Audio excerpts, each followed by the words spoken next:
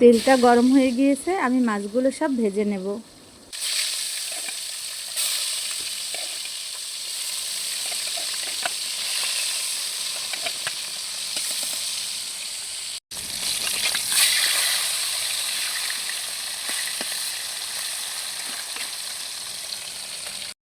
আমার মাছগুলো ভাজা হয়ে গেছে, এবার আমি তুলে নেব। এখন আমি দেব বাটা মশলা, পেঁয়াজ, রসুন, জিরা। এবার আমি দিয়ে দেব সব গুঁড়ো মশলা।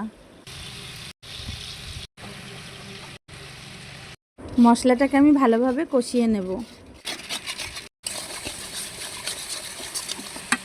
আমার মশলা কষানো হয়ে গেছে, মিষ্টি কুমড়োগুলো দিয়ে দেব।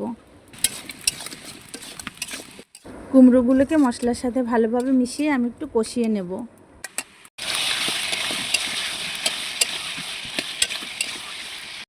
আমার কুমড়োটা কষানো হয়ে গেছে, এবার আমি এর মধ্যে দিয়ে দেব পরিমাণ মতো পানি।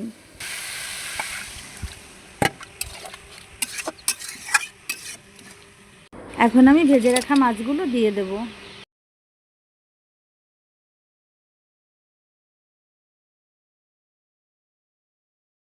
আমার তরকারিটা প্রায় হয়ে এসেছে, আর একটু ঝোল টানলে আমি নামিয়ে নেব। হয়ে গেল আমার কই মাছ দিয়ে মিষ্টি কুমড়োর মাখা মাখা তরকারি।